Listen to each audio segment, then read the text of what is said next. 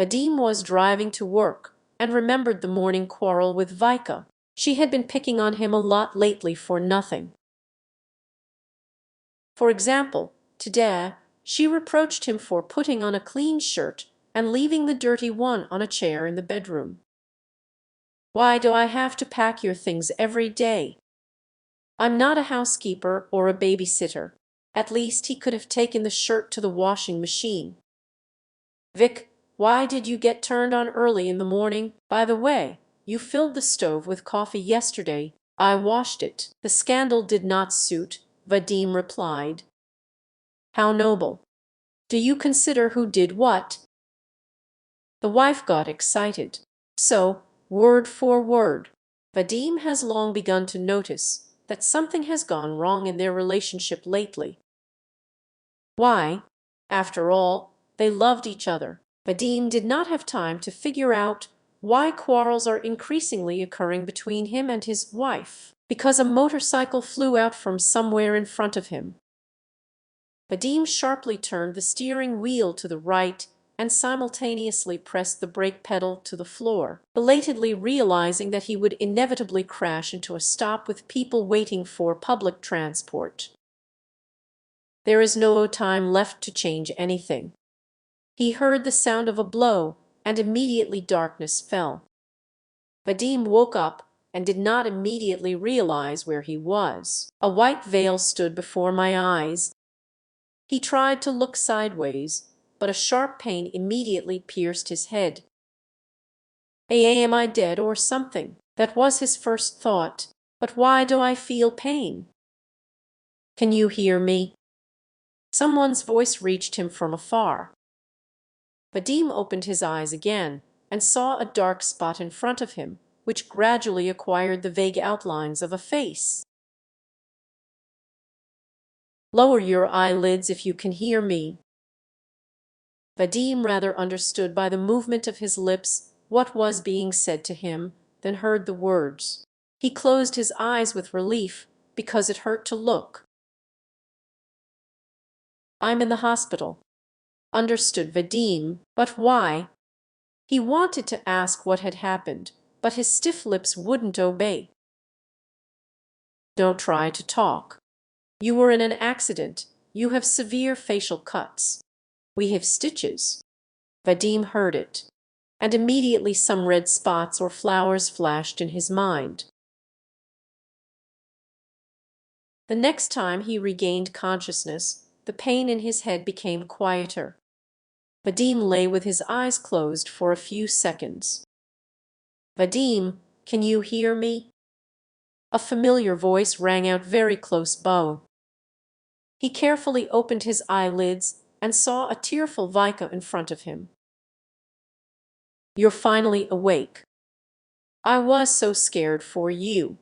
Everything will be fine now. The doctor said you will be fine. Don't you remember what happened?" Vadim felt his wife cover his hand with her palm. For some reason, it seemed unbearably heavy. "How can I imagine that you could have died?" Vika sobbed. Vadim's face was pulled together by some kind of mask, preventing him from speaking. "You're in the hospital. Your leg is broken in 2 places, your collarbone and 2 ribs, and your face is bandaged because the glass cut through your cheek. You've had surgery. The main thing is that you are alive," Vika said and smiled. Tears were running down her cheeks. She squeezed his hand. From gratitude that she was near, Vadim felt warm and pleasantly weak inside. He wanted to say that he was sorry about the quarrel, but there was only an incoherent moan. "Don't say anything. I'm so glad you're alive." Another face appeared above his wife's head. "Everyone, go. He needs peace," the doctor said, and Vika obediently left. Every day his strength returned. Soon the bandage was removed from his face, and he was able to speak. Breathing became easier. The right leg did not move, and seemed to be made of stone. Memories came back to him in fragments.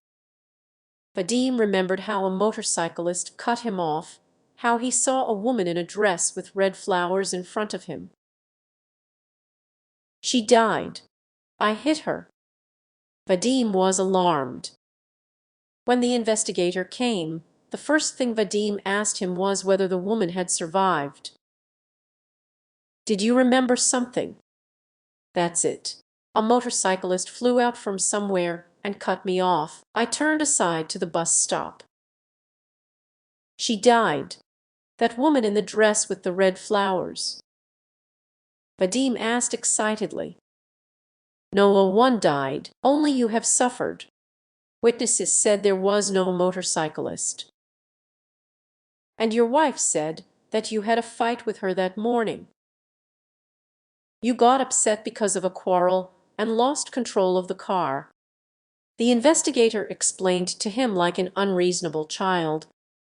I've been driving for 20 years, and the quarrel has nothing to do with it. A motorcyclist cut me off. Check the cameras. Vadim was worried. If no one saw the motorcyclist, it turns out that he himself drove to the stop. And this can't be. Vadim saw him clearly. Unfortunately, there are no cameras on that stretch of road, the investigator said, as it seemed to Vadim a little snide. Find the woman in the red dress.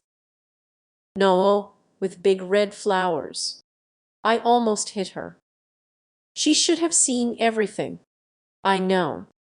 Vadim was getting hotter and hotter. The investigator came a couple more times. At the last visit, he said that the woman herself came and confirmed his words about the motorcyclist. So you know her? The investigator asked suspiciously. No, I only remember her dress. We'll try to find a motorcyclist, and you get better.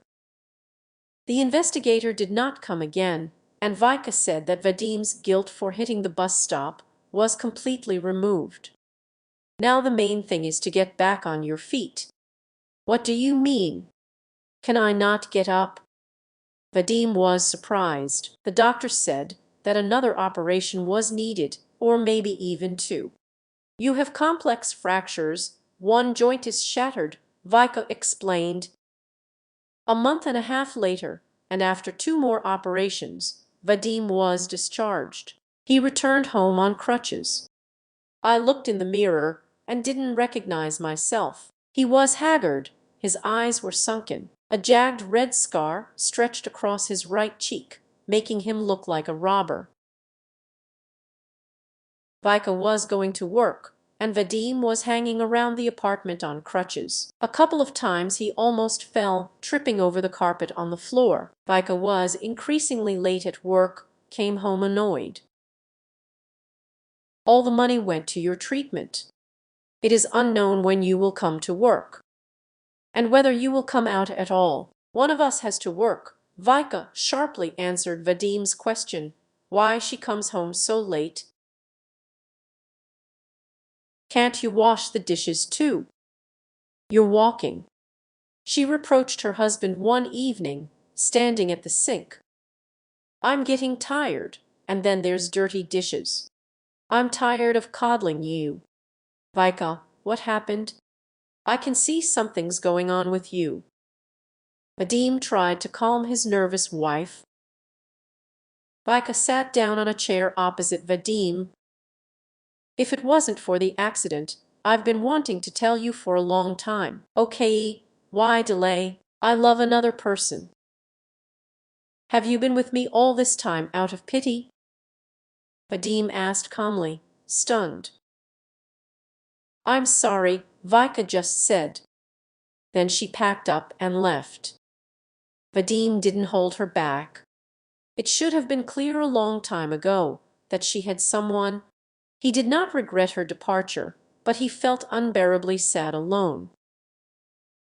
Mom came, cooked, cleaned the apartment, tried to support him. But, talking tired Vadim. He could hardly wait for his mother to leave and leave him alone. Maybe you'll move in with me, son, at least for a while, or I'll come to ye. One day my mother asked. Vadim refused, asked only to find a doctor who would show him how to train his leg. 3 months later, Vadim was able to give up crutches and walked with a cane, and then abandoned her.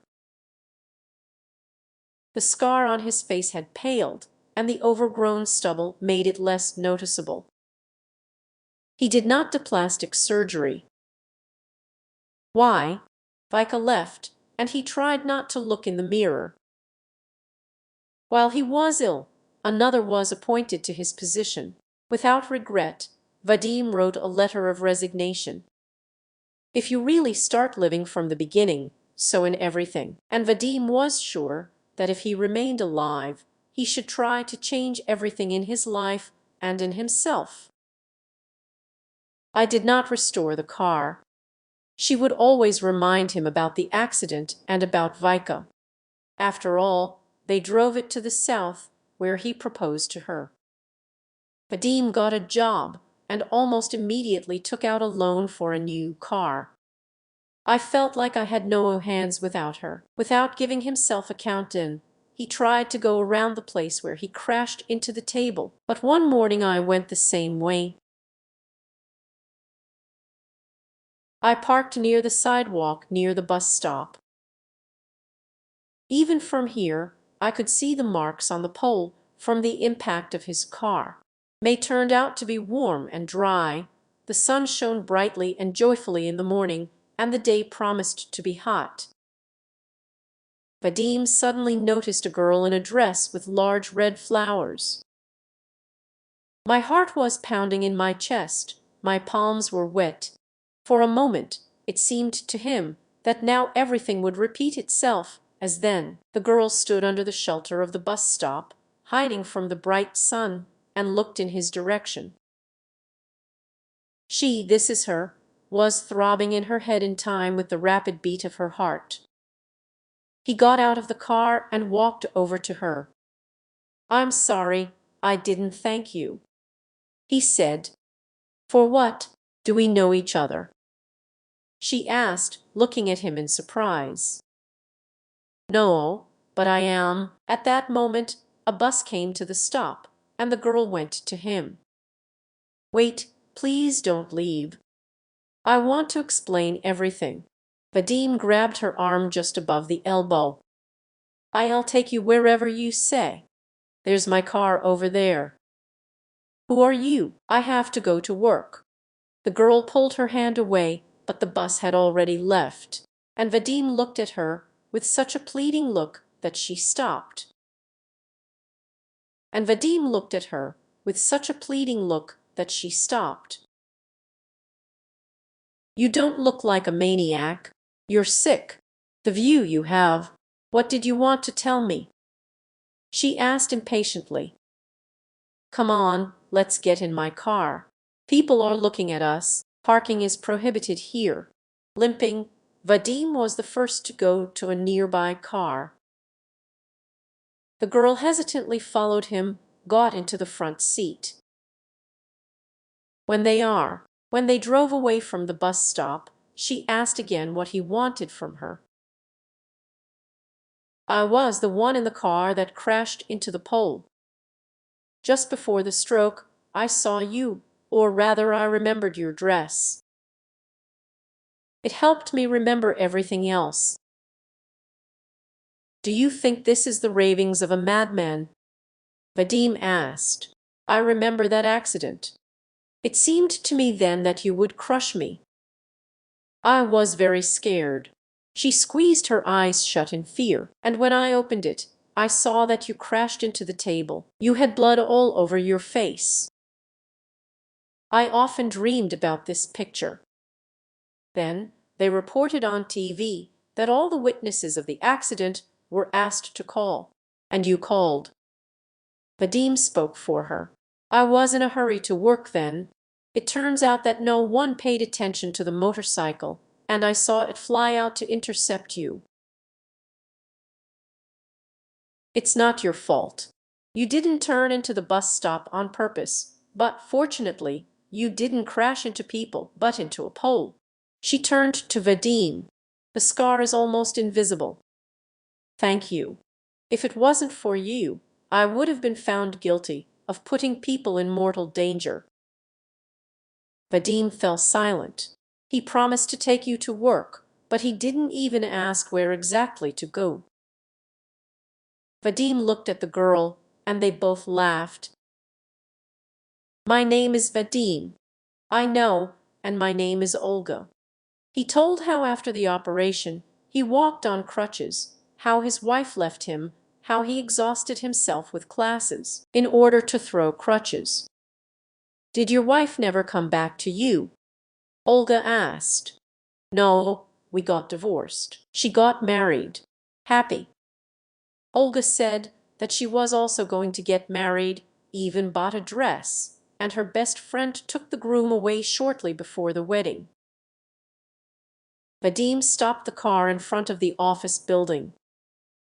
"You know, the investigator called you my angel. You're the only one who saw a motorcyclist." Olga suddenly turned to him, stretched out her hand, and touched his scar on his cheek with her fingertips. At her touch, the skin tightened, the scar ached. She wanted to take her hand away. She wanted to take her hand away, but Vadim covered her with his palm, pressed it to her face. Her palm was soft and cool. "You know, I haven't worn this dress since that day, even though I liked it. I'll take it out of the closet, hold it in my hands, and immediately remember the accident. And today, for some reason, I put it on. How strange. And you recognized me." They sat in the car in silence for a while. Then Vadim realized that she was late, asked what time Olga was finishing work. She answered without affectation. Vadim drove up to the office before 6. He sat and, without looking up, looked at the door of the building from which people were leaving. When Olga appeared in the doorway, he got out of the car and went to meet her. Sometimes there are events that change everything in our lives and ourselves. Folk proverbs say that everything is for the best, that there would be no happiness. Nothing in the world happens by accident for no reason. Every failure and loss teaches us to appreciate short moments of happiness and to believe that joy will surely replace troubles.